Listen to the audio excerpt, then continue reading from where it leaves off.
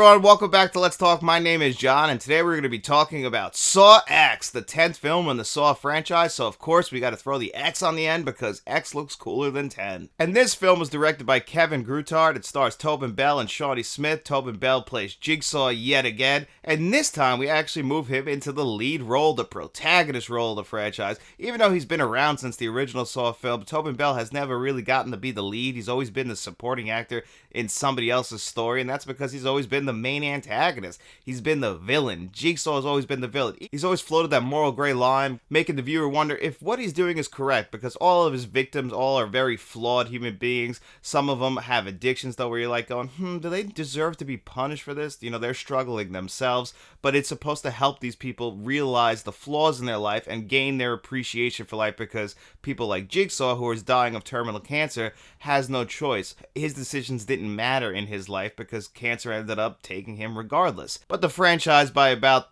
Saw 5, kind of just became torture porn, and you were just there for the kills and gore, and that was it, and you stopped caring about the plot and the stories of these movies. Then the series kind of went on hiatus, and then we got Jigsaw, which was like a speed bump, and then we got Spiral, which was an even bigger speed bump, and we're finally back on the right track with Saw X. And putting Tobin Bell in the lead role was a really smart move in this film, and really setting it up like a film. We spend the first act building up the storyline. John Kramer, we know he's dying of cancer. This is a prequel to Saw 2, but yet a sequel to Saw 1, so it's Saw 1.5 essentially. We're really exploring his life and how he's just so desperate to live now. When he finds out about an experimental treatment that could possibly help him out down in Mexico City, he heads down there, does this treatment, gives him all of his money, and what do you know? They're scam artists, and they rip him off. But little do these people know, they just ripped off John Kramer's Jigsaw, and that means he's out for revenge. And as we know, if you guys have seen the other Saw movies, which would be smart to at least see Saw 1, 2, and 3 in my opinion, but you'll get more rewarded if you see the entire franchise up to about Saw 7. You can ignore Saw 8 in my opinion. But you'll get more rewards out of this because, again, we're bringing back Shawnee Smith's Amanda, and if you remember her character from the first 3 Saw films, she's playing that character very similar and almost very accurate to how she played it back in the early to mid 2000s, which was really impressive. The only issue is we slap a wig on her that she had on in one of those films, but she has aged 20 years since then, and it is very, very, very noticeable. So it looks like a woman cosplaying as Amanda from 2005, unfortunately, and it is very noticeable. I couldn't help but take my eyes off of that. Tobin Bell, it's a little bit less noticeable, mainly because the guy's dying of cancer, so of course he's gonna look like shit, so you can cover up the aging factor there.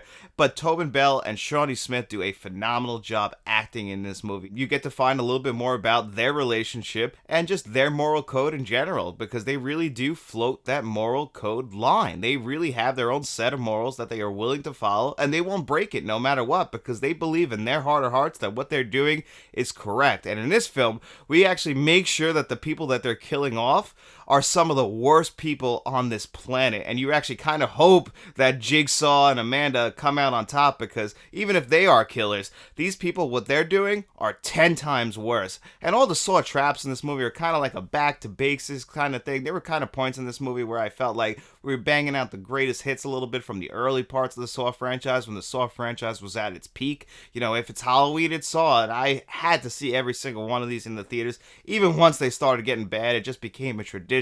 That marketing really worked on me. I still have to see every single one in the franchise in theaters, and I'm glad I got to see Saw X in the theaters for the first time since 2005. I felt like my commitment to Saw was rewarded, and I saw the best Saw film in the franchise since the second one back in 2005. It still doesn't hit the highs of Saw 1 and Saw 2, but this is easily the third best in the franchise, and it's not even close. The fact that we actually get a good, compelling story with a great lead and good acting in a Saw film, they had no business doing this, and they knew exactly who their target audience was, fans of the Saw franchise. They shot this in that down and dirty, gritty look like the Saw films used to look like, with those blue and burnt orange filters. It all looks good here. It actually feels like you're going back to the early 2000s, so you're going to be taken on a nostalgic trip as long as you're a fan of these films. And if you're not a fan of these films, this one actually is a little bit of a toned back version of the Saw films as far as the blood and gore goes. You actually might want to check this out, even if you've never been a fan of these films, even if you've never been a fan of the torture porn films from the 2000s. I still think you'll get something out of it,